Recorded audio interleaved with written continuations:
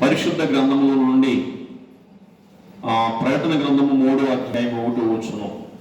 ప్రకటన 3 చదువుకుందాం.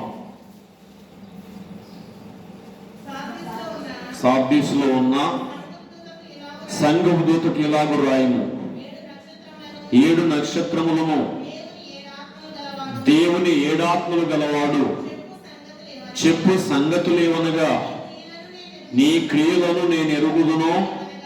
ఏమనగా,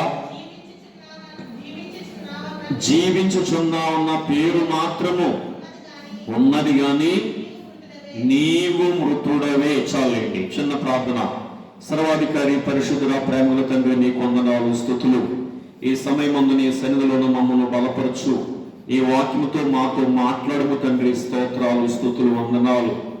బలహీనపడిన వారిని బలపరిచేది నీ వాక్యము, బలవంతులైన వారిని వధువుగా సిద్ధపరిచేది నీ వాక్యము. దానికి ఏ స్థితిలో మేమున్నా నీ వాక్య అర్థములో సరిచూసుకుని తండ్రి మార్పు చెంది నీ స్వరూపమునకు భాగ్యం దయచేయమని, ఈ వాక్యం ద్వారా రావాల్సిన సకల దీవెనలు నాకు మాకు సంఘానికి అందించి కాపాడమని వాక్యమై ఉన్న యేసు నామమున వేడుకొనుచున్నాము తండ్రి. ఆమేన్. త్రైక దేవుని కృపాశీర్వాదములు ప్రభు మనకు మెండుగా దయచేసి కాపాడును గాక. ప్రియులారా, చదువుకున్న వాక్య భాగంలో ప్రభు చెప్పిన ఒక మాట, సార్దీ సంఘంలో చెప్పిన మాట మనం చూస్తూ ఉన్నాం. అక్కడ ప్రభు చెప్పే మాట ఏంటంటే, జీవించుచున్నావన్న పేరు మాత్రం నీకున్నది గాని నీవు మృతుడవే అంటున్నారు. ఏమంటున్నారమ్మా? మృతుడవే. చాలా భయంకరమైన మాట ఇది. పైకి జీవం కనబడుతుంది, లోపలేమో మృతతుల్యమైన స్థితిని ప్రభువు చూస్తున్నారు. పైకి అందరూ చూస్తారు కానీ ప్రభు అంతరంగాన్ని చూసే దేవుడు గనక ఆయన అంతరంగంగా లోతుగా పరిశీలన చేసి ఆ సంఘం కొరకు ఆయన మాట్లాడుతున్నారు. నేడు కూడా ఆ సంఘం కొరకే కాదు గాని నేడు నిన్ను నన్ను ప్రభు పరిశీలనగా చూస్తూ మాట్లాడే మాట ఈ మాటగా ఉన్నదేమో జ్ఞాపకం చేసుకోవాలి. సరే, ఈ మాటకు మన తండ్రి దేవదాసయ్య గారు పేరు పెట్టారు. ఏంటంటే నామకార్థ పాపము అన్నారు. ఏ పాపం చెప్పండి? నామకార్థ పాపము అన్నారు. మరి చాలా భయంకరమైన పాపం ఇది అమ్మా. మనం జ్ఞాపకం చేసుకుంటే పాపముగా కనబడని పాపము అన్నారు. ఎలా కనబడదట? పాపముగా కనబడిన పాపం ఏది అంటే నామకార్థ పాపమని అయ్యగారు సెలవిచ్చారు. దేవునికి మహిమ కలుగును గాక. సరే, మనం ఇంకోటి జ్ఞాపకం చేసుకుంటే నామకము అనే మాట ఏంటి అర్థం? పేరు. ఏం చెప్పండి? పేరు. పేరుకు మాత్రమే చేసే ప్రతి పని కూడా, పేరుకు మాత్రమే చేసే ప్రతి కార్యము కూడా నామకార్థ స్థితి. ఏ స్థితి అమ్మా? నామకార్థ స్థితి. దేవునికి మహిమ కలుగును గాక. ఇంకేం చెప్పారంటే దేవదాసయ్య గారు, ఈ నామకార్థ పాపము విశ్వాసి గుర్తుపట్టని మాయ అన్నారు. ఎవరు గుర్తుపట్టరంట? విశ్వాసి గుర్తుపట్టలేని మాయ అన్నారు. అనుకొనని, మరి అనుకొనని మాయ లాంటి పాపం ఇది. ఇది చాలా భయంకరం గనుక దీన్ని విశ్వాసి గుర్తించాలని చెప్పారు. దేవునికి మహిమ కలుగును గాక. కనుక నామకార్థ పాపము అనేది బైబిల్లో మనకు కనబడుతుంది. దాని వివరంగా దేవదాసయ్య గారు బాగులో తీసుకొచ్చారు. సరే, ఏంటయ్యే నామకార్థ పాపం మనం ఆలోచిస్తే, ఒకరు చేయుచున్నారని మనము చేయుట నామకార్థము. ఏం చెప్పండి? ఒకరు చేయుచున్నారని మనము చేయుట నామకార్థం అన్నారు. ఒకటో మాట ఇది. రెండోది ఏంటంటే తప్పదు గనుక చెయ్యాలి అని చేస్తే నామకార్థం అన్నారు. ఏమన్నారమ్మా? తప్పదు గనుక చెయ్యాలి గనుక చేస్తున్నాను, చెయ్యాలంటే అదేమవుతుంది? నామకార్థం అవుతుంది. లేకపోతే మూడో కారణం ఏంటంటే ఇతరులు ఏమైనా అనుకుంటారేమో అని చేస్తే అది కూడా నామకార్థం అవుతుంది. ఏమవుతుంది చెప్పండి? నామకార్థం. 3 విషయాలు అర్థమైందా? ఒకరు చేశారని చేసిన నామకార్థమే, తప్పదు కనుక చేయాలని చేసిన నామకార్థమే, ఇతరులు ఏమైనా అంటారేమో అని మరి అది చేసినా కూడా ఆ కార్యం ఏమవుతుంది? నామకార్థము. ఇక 4వ కారణం ఏంటంటే చెయ్యకపోతే, అమ్మా చెయ్యకపోతే కీడు వస్తుందేమో భయపడి చేస్తే కూడా నామకార్థమే అన్నారు. చూసారా, మన ఏ కార్యమైనా ఏ విషయమైనా ఈ 4 స్థితులు మనం కలిగి చేస్తుంటే, అర్థమైందా? మనుషులకు భయపడి తప్పదని చింతించి ఇతరులు ఏమైనా అనుకుంటారేమో అని, చేయకపోతే కీడు వస్తుందేమో అని మనం ఆలోచించి దేవుని పని గాని చేస్తే అది దేవుని దృష్టిలో నామకార్థ పాపము. దేవునికి మహిమ కలుగును గాక. అమ్మా మనం సామాన్యంగా అంటాం, ఈ పేరు మనకు తెలుసు. కొంతమంది మాట్లాడుకోరు కదా, వారు వీరి ఇంటికి వెళ్ళినప్పుడు వారు ఏమంటారు? ఏదో పేరుకు వచ్చాడు, అంతే కదా, పేరుకు వచ్చాడు, పేరు కూర్చున్నాడు, పేరుకు తిన్నాడు, మళ్ళీ ఏం చేశాడు? వెళ్ళిపోయాడు. అతికింద మనసు అతకలేదు, అవునా? అతకని స్థితే నామకార్థం. నామక చేసే ప్రతి పనిని కూడా నామకార్థమే. మనస్ఫూర్తిగా చేయకుండా, నీ మనసు స్ఫూర్తిగా దేవునికి చేయకుండా ఏదో విధంగా చేస్తే చాలు అని చేస్తే అది దేవుని దృష్టిలో ఏమవుతుంది? నామకార్థ పాపము. దేవునికి మహిమ కలుగును గాక. ఈ పాపాన్ని విశ్వాస తొందరగా గుర్తించలేడు అన్నారు దేవదాసయ్య గారు. సరే, దీనివల్ల నష్టం ఏంటంటే మనలో చెడుగు మనలను విడువరు అన్నారు. ఈ పాపం ఉంటే, ఏ పాపం ఉంటే? నామకార్థ పాపం ఉంటే మనలో ఉన్న చెడుగట్ట మనల్ని ఏం చేయదట? విడిచిపెట్టదన్నారు. మరి ఒక చెడుగు అంటుకొను అన్నారు. ఏమన్నారమ్మా? మరి ఒక చెడుగు అంటుకొను అన్నారు. దేవునికి మహిమ కలుగును గాక. అవునా కదా? ప్రభు చెప్పలేదా? జీవించుచున్నావన్న పేరు మాత్రం ఉన్నది కానీ నీవు ఎలాంటి వాడు ఉన్నావు? మృతుడవే. అంటే నామకార్థ స్థితి మృతమైన స్థితి. ఏ స్థితి అమ్మా? మృతమైన స్థితి. ఆ స్థితిలో ఎవరైనా ఏ పని చేసినా మరి చేయలేని స్థితి. బ్రతుకున్న వారి శరీరం ఎలా ఉంటది? వేడిగా ఉంటది. ఉంటదా లేదా? ఎలా పెట్టుకుంటే ఉందా లేదా? డౌట్ ఏమన్నా ఉంది కదా? దేవుని స్తోత్రం. అమ్మా అవునే కదా? చనిపోయిన వారి శరీరం ముట్టుకుంటే ఎలా ఉంటది? చల్లగా ఐస్ ముద్దలో ఉంటది వారి శరీరం. అంటే వారిలో ఏం లేదు, జీవము లేదు. ఏం లేదమ్మా. ఇప్పుడు నామకార్థ స్థితిలో ఉన్న వారి సంగతి ఏంటంటే ఇటు చనిపోయి కాదు, ఇటు బ్రతికి కాకుండా జీవించే ఒక స్థితి ఉంది. ఏ స్థితి అది అమ్మా? కోమా. ఏం చెప్పండి? కోమా స్థితి తెలుసా? కోమాలంటే ఇటు బ్రతికే ఉంటాడు కానీ ఇటు బ్రతుకు కాదు, అటు చావు కాదు. అవునా కదా? ఇటు బ్రతికి ఉండడు ఆ మనిషి, ఇటు చచ్చిపోయి ఉండడు, మధ్యలో ఉంటుంటాడు, మధ్యలోనే ఉంటుంటాడు, రోజులు బ్రతికే ఉంటాడు కానీ కదలడు, మెదలడు, ఏ పని చేయలేడు. అదే స్థితి నామకార్థ స్థితి. దేవునికి మహిమ కలుగును గాక. సరే, దేవదాసయ్య గారు 4 విషయాలు చెప్పారు. రోజు ఒక విషయం మీకు చెప్తాను. వచ్చే వారం 3 విషయాలు జ్ఞానం చేసుకుందాం. నామకార్థ పాపం కొరకు 4 విషయాలు అయ్య గారు రాశారు.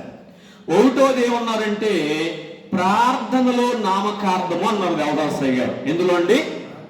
ప్రార్థనలో నామకార్థం అన్నారు. మరి ప్రార్థన చేయమంటే చాలా మంది చేస్తారు. కొంతమంది చేయటం కూడా రాదు వారు ఉన్నారు, నేర్చుకుంటున్నారు. కానీ కొంతమంది నేర్చుకున్న వారు ప్రార్థన తర్ఫీదు గలవారు ఏం చేస్తారంటే అలవాటు ప్రకారము, అలవాటు మాటలు, మరి ఆచారపు మాటలు, తెలిసిన మాటలే చప్పచప్పగా చేసి ముగించేది నామకార్థ ప్రార్థన అన్నారు. ఏ ప్రార్థన? నామకార్థ ప్రార్థన. చదువుకున్న అబ్బాయిని పిలవండి, ఆ అబ్బాయిని ఏబిసిడీలు చెప్పమనండి, ఏ నుంచి జడ్ వరకు ఏం చేస్తాడు? క్రమంగా చెప్పేస్తాడు. చదువురాని పిల్లలు తీసుకురండి, వాడిని చెప్పమనండి, వాడు ఏమంటాడు? ABCDEF అయిపోతుంది బండి అక్కడ. మళ్ళీ మొదలు వచ్చేస్తాడు, మళ్ళీ ABCD అంటాడు. రే బాబు మళ్ళీ చెప్పండి, మళ్ళీ ABCD అంటాడు. అంటే ఏ మాటలు ఇవి? అలవాటు మాటలు. ఏ మాటలట? అలవాటు మాటలు, అపాయకరమైన మాటలు అబ్బాయి అన్నారు దేవదాసయ్య గారు. కనుక చేసినట్టే చేస్తాము, నా ప్రార్థన మార్చను, నా ప్రార్థనలో దాటి మార్చను, నా ప్రార్థనలో వాగ్దాన స్థితి మార్చను, నేను ఏ రోజు చేస్తున్న ప్రార్థన క్రమంగా అదే మాటలు అలాగే చేసేస్తాను, అలాగే ముగిస్తాను అనుకుంటే అదే ప్రార్థన అవుతుంది? నామకార్థ ప్రార్థన. ఏ ప్రార్థన? దేవునికి మహిమ కలుగును గాక. చాలా మందికి ప్రార్థన అలవాటు అయిపోయిందేమో, అర్థమైందా? చేసిన ప్రార్థన చేయటం, అదే అంశాలు, అదే యాజ్ ఇట్ ఈజ్, ఇంకేం మార్పు ఉండదు. మాటలో మార్పు ఉండదు, ఆ యొక్క పదాల్లో మార్పు ఉండదు, ఏముండదు. కళ్ళు మూసుకుంటారు, అంతే. ఆ ప్రార్థన స్టార్టింగ్ నుంచి ముగింపు వరకు టకటకటకటక చెప్పేస్తారు. ఆయన నీకు సమర్పణ వెళ్ళిపోతారు. ప్రార్థన కాదు, దేవదాస్ గారు ఒప్పుకోలేదు. కనుక అలవాటు ప్రకారము చేసే ప్రార్థన నామకార్థ ప్రార్థన చెప్పారు. మరి దీన్ని జయించడం ఎలా అని దేవదాసగా మరి మర్మాన్ని చెప్పారు. ఏంటా మర్మం అంటే, నాకు అలవాటు ప్రార్థన వస్తుందండి, వాక్య ప్రార్థన ఆత్మ ప్రార్థన రావట్లేదండి అన్నవారు ఏం చేయాలంటే, అటువంటి ప్రార్థన మీరు ప్రారంభించినప్పుడు ఒకసారి ఆ ప్రార్థన ఆపు చేయమన్నారు. ఏమన్నారమ్మా? ఆపు చేయండి అన్నారు. ఆపు చేసి 2 నిమిషాలు కళ్ళు మూసుకుని ప్రభు తలంపుతో ఉండిపోమన్నారు. ఏ తలంపుతో? ప్రభు తలంపుతో. దేవునికి మహిమ కలుగును గాక. ఇదేంటండి? ప్రార్థనల మధ్యలో ఆపేయచ్చు. ఆ ప్రార్థన మరి యథార్థమైనది కాకపోతే ఆ ప్రార్థన ఆపేయచ్చు. మరలా బలం పొందుకుని మరలా చేయటానికి నువ్వు ప్రార్థన ఆపొచ్చు. 2 నిమిషాలు ప్రభు తలంపే మరి కలిగి మౌనంగా ప్రభువుడు తడు చూస్తేనట ప్రభువట ఆత్మబలం ఇస్తారట. అప్పుడు నామకార్థ మేఘములు తొలగిపోవును. అమ్మా, ఏ మేఘాలు? నామకార్థ మేఘాలు. అర్థమైందా?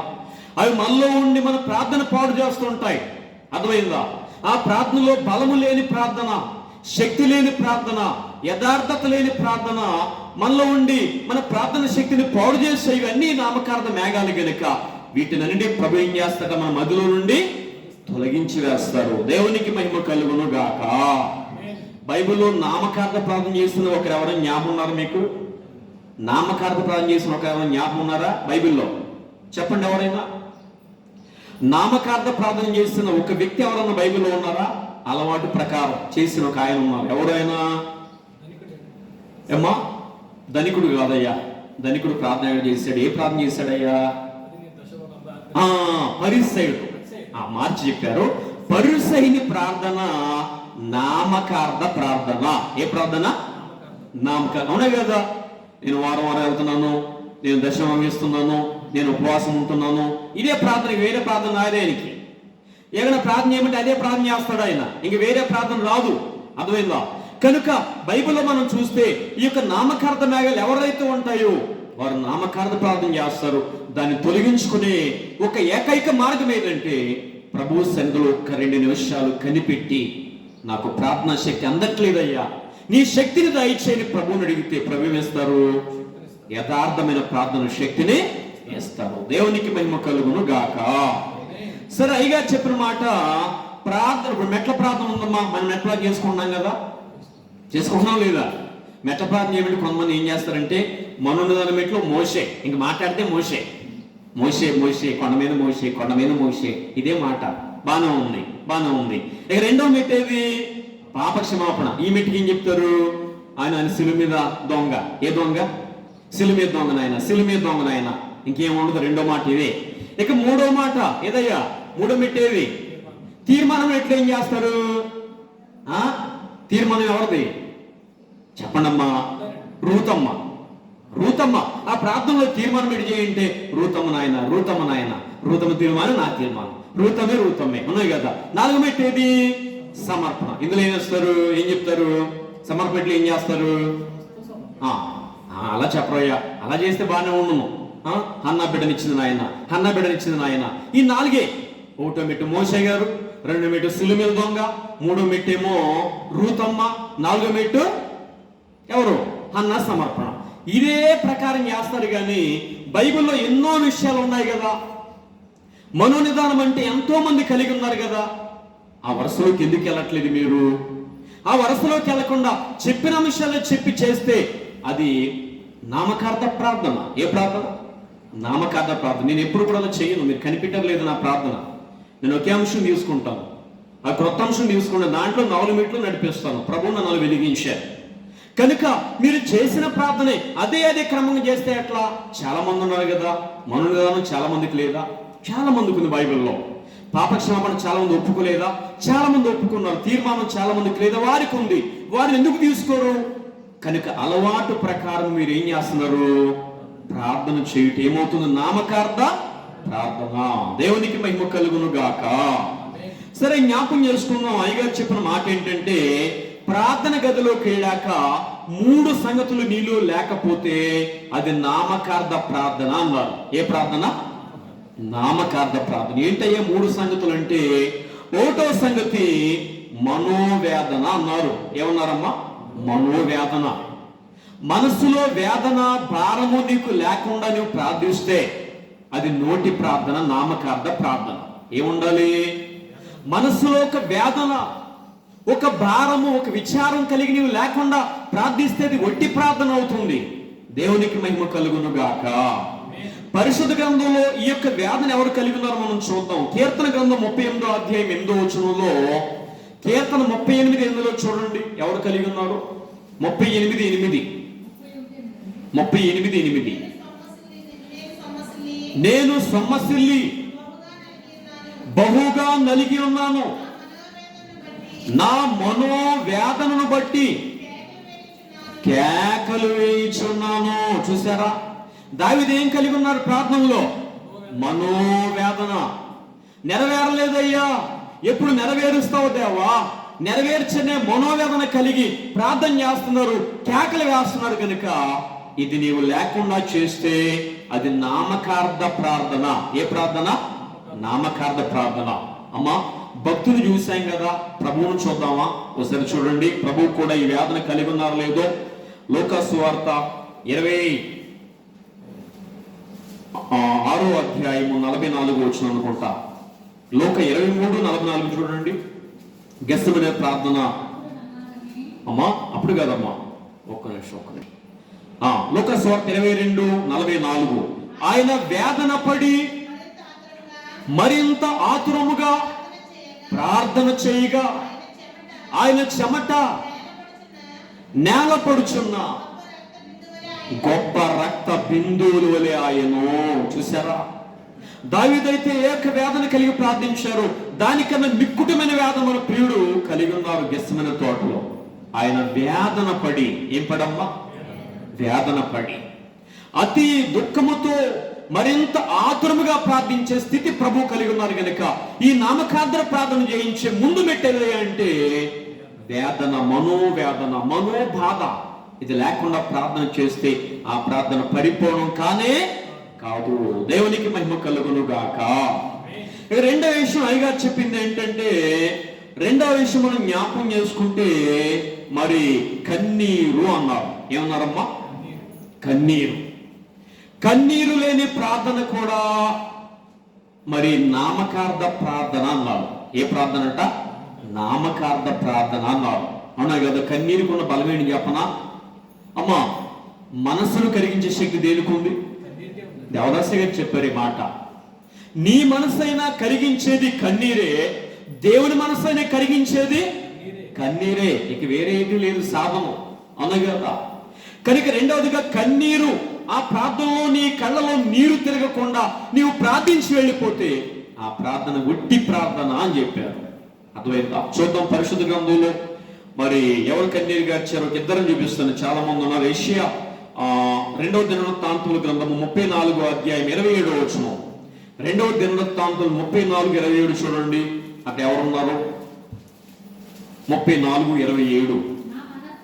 నా మనస్సు నీ మనస్సు మెత్తనిదై ఈ స్థలము మీదను దాని కాపురస్తుల మీదను దేవుడు పలికిన మాటలను నీ వినినప్పుడు నా సన్నిధిని నిన్ను నీవు తగ్గించుకొని నీ వస్త్రములు చింపుకొని నా సన్నిధిని కన్నీరు విడచితివి గనుక నీ మనవిని నేను ఆలకించి ఉన్నాను. చూసారా, యోషియా మహారాజు చిన్నతనంలో రాజయ్యాడు.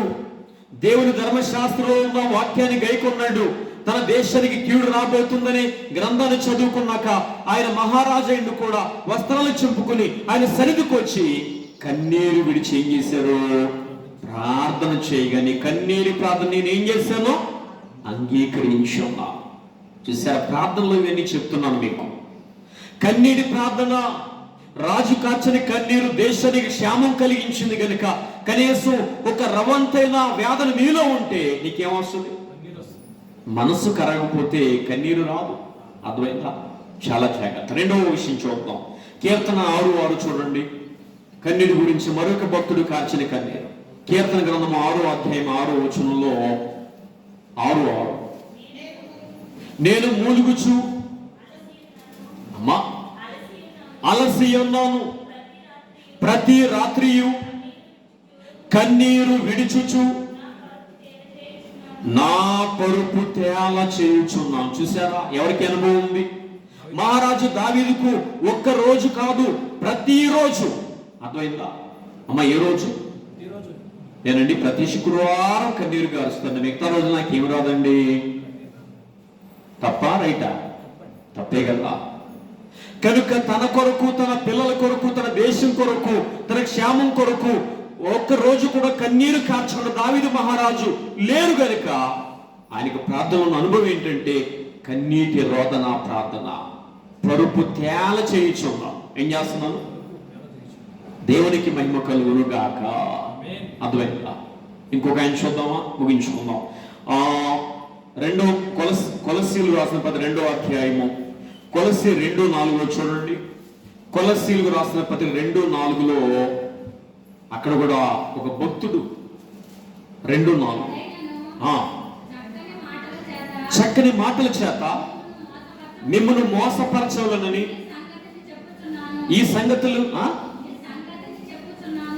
మోసపరచవలనన్నా మోసపరచకున్నట్లు ఈ సంగతిని చెప్పుచున్నాను. నేను శారీర విషయములో దూరముగా ఉన్నాను, ఆత్మ విషయములో మీతో కూడా ఉండి మీ యోగ్యమైన ప్రవర్తనను క్రీస్తునందలి మీ స్థిర విశ్వాసమును చూచి ఆనందించుచున్నాను.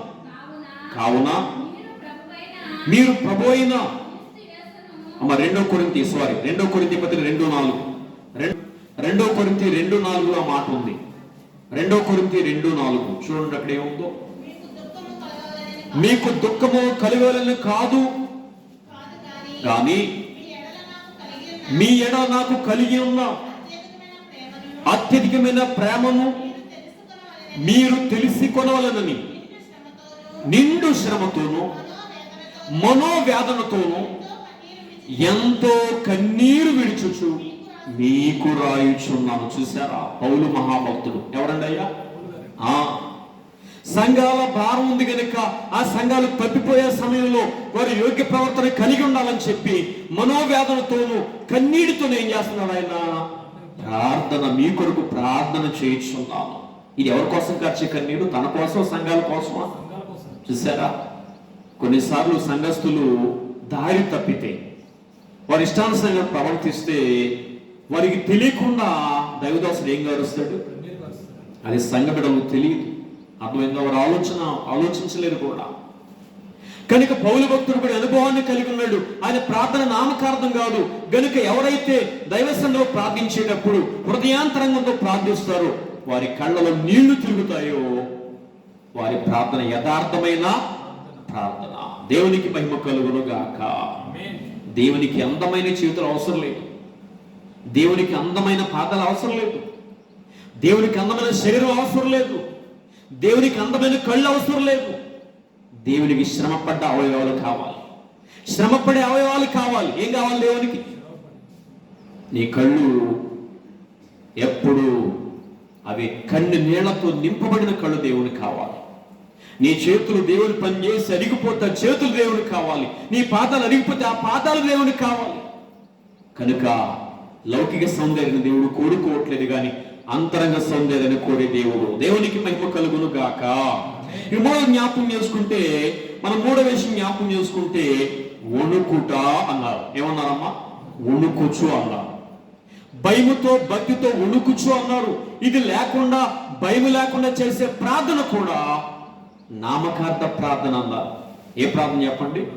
నామకార్థ ప్రార్థన. చూద్దాం పరిశుద్ధ గ్రంథంలో కీర్తన గ్రంథం 119వ అధ్యాయము 120 వచనం. కీర్తన 119, 120 చూడండి. ఇక్కడ ఏం రాశారు? 120 వచనం. మహారాజు దావీదు రాస్తున్నారు, నీ భయము వలన నా శరీరము వణుకుచున్నది. చాలేమ్మా, ఏమన్నారమ్మా? నీ భయం వల్ల నా శరీరం ఏమవుతుంది? వణుకుతుందయ్యా. అబ్బా, ఎందుకు వణకాలి అమ్మా? ప్రియ భక్తుడే కదా, మంచి సహవాసం ఉంది కదా, అవునా కదా. కానీ దేవుడి పట్ల ఏం కలిగి ఉన్నాడు? భయము కలిగి ఉన్నాడు అన్నమాట. అయ్యా, మహిమా స్వరూపుడని నీవెక్కడా, పాపినైన నేనెక్కడా అని చెప్పే తలంపు కలిగి ఉన్నాడు కనుక దేవుని సందులో ప్రార్థించేటప్పుడు ఆయన శరీరంలో ఏం కనబడింది? వణుకు కనబడింది, భయము కనబడింది. ఏం కనబడింది? చాలా మంది భయపడరు ప్రార్థించేటప్పుడు. అర్థమైందా? రోషంగా ప్రార్థించండి, మంచిదే, కానీ భయపడండి. చాలా మంది రోషంగా ప్రార్థిస్తారు, నేను చాలా సంతోషిస్తాను దాన్ని, కానీ భయం ఉండదు వారిలో. అర్థమైందా? క్రీస్తుకు భయపడకుండా చేసే ప్రార్థన కూడా నామకార్థ ప్రార్థన. దానియేలు గ్రంథం 10వ అధ్యాయం 11వ వచనం. దానియేలు గ్రంథం 10:11 కూడా దానియేలు మహాభక్తుడు దేవుడి పట్ల ఎలా ఉన్నాడో వాక్యంలో రాశారు. దానియేలు 10:11 చూడండి త్వరగా. దానియేలు, నీవు బహు ప్రియుడవు గనుక నేను నీ యొద్దకు పంపబడి తిని, నీవు లేచి నిలువబడి చెప్పు మాటలు తెలుసుకొనమని నాతో చెప్పగా నేను వణుకుచు నిలువబడి తిని. చూసారా? దూత కనబడగానే దానియేలుతో మాట్లాడినప్పుడు ఆ దూత మంచి వర్తమానం ఇచ్చినప్పుడు నీవు బహు ప్రియుడవు అన్నారు. ఏమన్నారమ్మా? మనం ఏం చేస్తాం? గంతేస్తాం మాట అంటే. గంతేమా?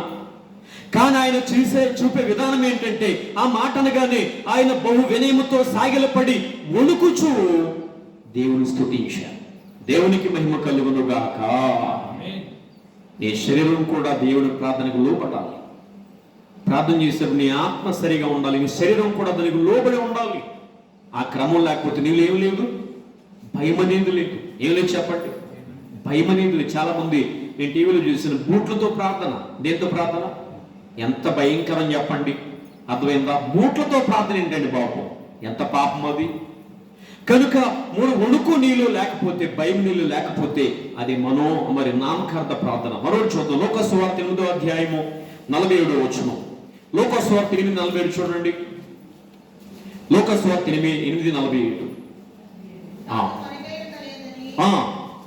తాను మరుగై ఉండలేదని ఆ స్త్రీ చూచి వణుకుచూ వచ్చి ఆయన ఎదుట సాగిలపడి వణుకుచూ వచ్చి. ఎవరామె? రక్తస్రావ గల స్త్రీ. ప్రభు దగ్గరకు వచ్చేటప్పుడు ఆమె ధైర్యంతో వచ్చిందా, వణుకుతూ వచ్చిందా? వణుకుతూనే వచ్చింది. ప్రభు చేసిన కార్యాన్ని చెప్పటానికి వణుకుతూ ప్రభు దగ్గరకు వచ్చింది. నేనేమాత్రం యోగ్యురాలను కాదయ్యా, నీ దగ్గరకు వచ్చాను, నన్ను బాగు చేసావు గనుక ఇదిగో నేను బాగయ్యాను. ఇది నా శక్తి అని చెప్పడానికి రాలేదు, కానీ నీ శక్తిని చెప్పడానికి వచ్చింది. ఎవరి శక్తి అది? అందుకే వణికిందా ఆమె. వణుకంటే అర్థం ఏంటి? శరీరం ఏమవుతుంది? షేక్ అవుతుంది. ఏమవుతుందండి? బాడీ అంతా షేక్ అవుతుంది. అర్థమైందా? కనుక ఈ 3 విషయాలు ఎన్ని? ఒకటోది ఏంటమ్మా? మనోవేదన. రెండవది అమ్మా చెప్పండి గట్టిగా, కన్నీటి ప్రార్థన. మూడోది వణుకు. ఈ 3 లేకపోతే, ఈ 3 ఒకటైనా లేకపోతే, కనీసం 3 వద్దులేండి, ఒకటైనా నీకు లేకపోతే అది నామకార్థ ప్రార్థన అన్నారు దేవదాసయ్య గారు. ఏ ప్రార్థన? ఎలా ఉంది నీ ప్రార్థన? సరి చేసుకో. అర్థమైందా? సరే, నామకార్థ ప్రార్థన ఎంతవరకు వెళుతుందో ఆలోచిస్తే అయ్యగారు చెప్పారు, పైకప్పు వరకు మాత్రము వెళ్ళును అన్నారు. ఏ కప్పు వరకు? పైకప్పు వరకు వెళుతుందట నామకార్థ ప్రార్థన. ఇక పైకప్పు దాటి పై లోకానికి వెళ్ళలేదు నామకార్థ ప్రార్థన. కానీ యథార్థమైన ప్రార్థన ఏ ప్రార్థన? హృదయములో నుండి బయలుదేరి, బాగానండి, హృదయములో నుండి బయలుదేరి శరీరమును దాటి. దేని దాటి? నామకార్థ ప్రార్థన శరీరాన్ని కూడా దాటాలనుకుంటాను నేను. అర్థమైందా? దేని దాటదు? శరీరాన్ని కూడా దాటదు. దీన్ని కూడా దాటించాలి ప్రార్థన. మనం ప్రార్థన చేస్తే ఈ శరీరం దాటి బయటకు రావాలి. కొన్ని ప్రార్థనలు లోపలే ఉంటున్నాయి, చాలా జాగ్రత్త. కనుక శరీరాన్ని దాటి తర్వాత ఇంటి కప్పును దాటి. ఏ కప్పునమ్మా?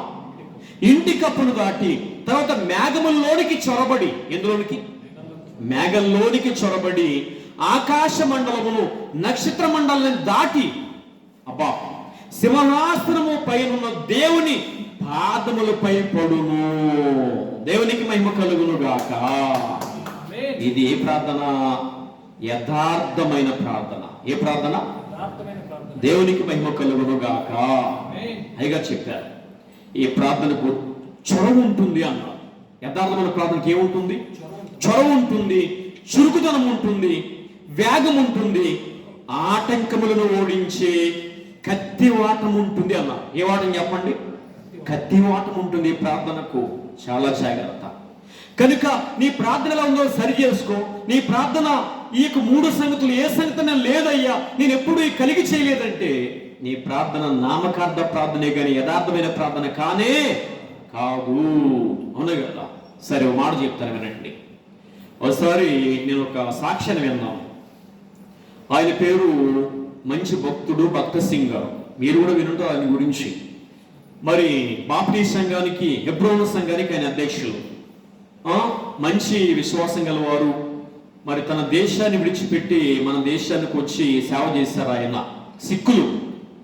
అయితే దేవుడు ఆ యొక్క దైవదాసుని బలంగా వాడుకున్నారు. మరి దేవుని పని ఘనంగా చేశారు. మంచి ప్రార్థన పరుడు ఆయన. ఆయనతో రోజు ఇతర దేశాలకు వెళ్ళటానికి విమానం టికెట్ బుక్ చేసుకున్నారట. ఏ టికెట్ అమ్మా? విమానం టికెట్ బుక్ చేసుకున్నారు. సరే, ఆయన అన్ని సర్దుకుని ఇక అక్కడికి వెళ్ళి దేవుని మీటింగ్లో పాల్గొని వాక్యం చెప్పాలి అన్ని సర్దుకుని ఇండియా నుంచి ఆ ట్రైన్ బ్రిటన్ వెళుతుంది అనుకుంటా. బ్రిటన్, ఇండియా టు బ్రిటన్ వెళుతున్న ట్రైన్, ఆ యొక్క ఏరోప్లాన్. అన్ని సర్దుకున్నారు. సంఘం కూడా అయ్యగారిని దింపటానికి ఆ యొక్క ఎయిర్పోర్ట్కి వచ్చారు. అయ్యగారు కూడా ఎయిర్పోర్ట్కి వచ్చేసారు. వచ్చిన తర్వాత తెలిసింది ఏంటంటే విమానము వెళ్ళిపోయింది, 10 నిమిషాలు అయింది అన్నారు. ఎన్ని నిమిషాలు అండి? 10 నిమిషాలు అయిందయ్యా, మీరు వచ్చారు కానీ లాభం లేదు, తిరిగి వెళ్ళిపోండి, మరొక ఏరోప్లాన్ బుక్ చేసుకోండి అని చెప్పారు ఆ యొక్క ఎయిర్పోర్ట్ సిబ్బంది. అప్పుడు మనం ఏం చేస్తాం చెప్పండి? పోతే పోయిందిలే, ఇది మన మేలు కొరకే అనుకుంటాం లేదా?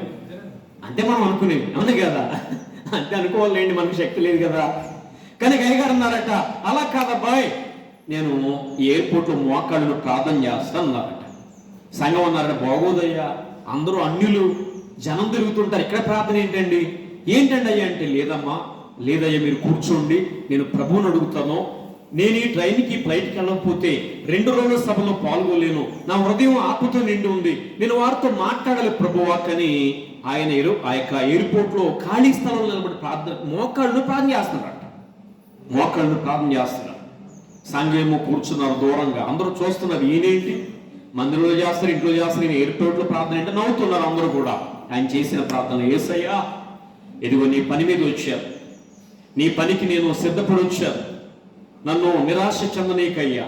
ఇదిగో తండ్రి, తప్పకుండా ఏ ఫ్లైట్కు నేను వెళ్ళాలో అదే ఫ్లైట్కు నన్ను పంపించు నాయనని ప్రార్థన చేశారట. దేవునికి మహిమ కలుగును గాక. ప్రార్థన చేసి లేచన్నారట. ఆ ఏరోప్లాన్ తిరిగి వచ్చేస్తా అబ్బాయి అన్నారట. ఏమన్నారమ్మా? అందరూ అన్నారట, మా అయ్యగారికి ఏం పట్టేసింది? పిచ్చి పట్టేసింది. ఏది బస్సా లేదా ట్రైనా? నేను కారు తిరిగి రావటానికి అది ఎక్కడ వెళ్తుంది? ఆకాశ మేఘాలు వెళ్ళేది. దానికి ఎవరు చెప్పగలరు? దానికి ఉన్న కంట్రోల్ సిస్టమ్ ఉంది, దాన్ని బట్టి చేస్తారు వాళ్ళు. మన చేతులు లేదు కదా. ఏంటి అయ్యగారు ఎలా అంటున్నారు? అయ్యగారు ఏంటంటే మీరు మరీని మీ భక్తి అయిపోయింది, మరీ మధ్యలో ఏమంటారు? భక్తి మురిగితే ఏమంటారమ్మా? చేదస్తం అంటారండి. చేదస్తం అయిపోయింది అంటారు కదా. అయ్యగారు అలా అంటున్నారట. అయ్యగారు కాదయ్యా, ఇదే ఫ్లైట్కి నేను దేవుడు పంపిస్తాడు అని అన్నారట. అప్పటికి 15 నిమిషాలు అయిపోయింది, ఫ్లైట్ వెళ్ళిపోయింది. సరే, జరిగింది. అక్కడే కూర్చున్నారు, అయ్యగారు రావట్లేదు, వెళ్ళిపోమనుకున్నారు సంఘం. ఈలోగా జరిగిన సంగతి ఏంటంటే ఒక అనౌన్స్మెంట్ వచ్చింది. ఆ యొక్క ఎయిర్పోర్ట్లో అనౌన్స్మెంట్ చేశారు ఏంటంటే, ఇప్పుడే వెళ్ళిన ఏరోప్లాన్ కొన్ని కారణాల వల్ల తిరిగి మరలా ఇదే స్టేషన్కి తిరిగి వచ్చేస్తుంది అని అవును చేశారు. దేవునికి మహిమ కలుగును గాక.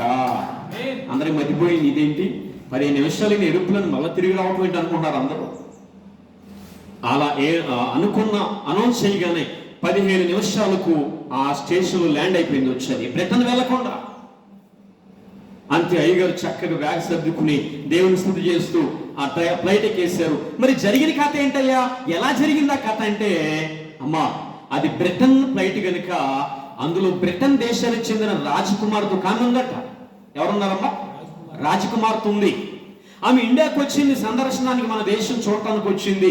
అదే ఫ్లైట్ లో తన దేశానికి వెళ్తుంది. ఆమె వెళుతూ వెళుతూ వెళుతూ తమ కుటుంబానికి సంబంధించిన ఒక రాజముద్రను ఉంగరం ఇండియాలో మర్చిపోయింది. అర్థమైందా? అంతే. ఆమెకి ఎక్కడ జ్ఞాపకం వచ్చింది? అది ఫ్లైట్ లో జ్ఞాపకం వచ్చింది. చూసుకుంది, ఉంగరం లేదు, అది రాజముద్ర. కనుక వెంటనే అధికారులు తెలియపరిచింది, ఫ్లైట్ వారు తెలియపరిచింది, ఎన్ని కోట్లైనా పర్వాలేదు, నేను మీకు ఇచ్చేస్తాను, ఫ్లైట్ ఏం చేయండి, వెనక్కి తిప్పండి ఉంది.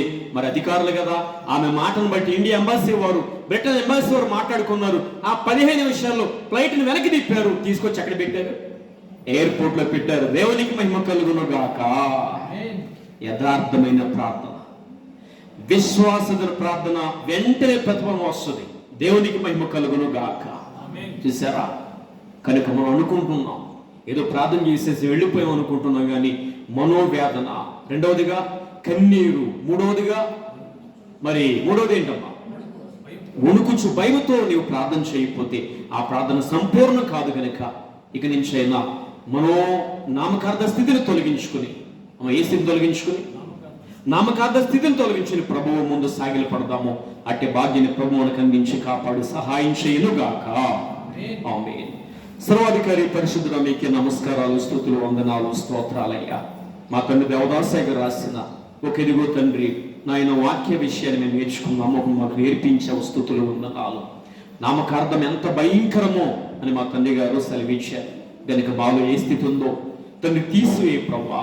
అలవాటు స్థితి మాలో తీసివేసి ఆత్మీయ స్థితిలో ఎదుగులాగా సహాయం చేయమని మా ప్రార్థన, ఇదిగో తండ్రి నీ ప్రార్థనకు సరి సమానంగా మార్చి బలపరిచి మహిమాగంతా కీర్తి పొందమని మహిమ సంపన్నుడైన యేసు నామమును వేడుకొనుచున్నాము తండ్రి. ప్రభు నామములో అందరికీ మరణాత.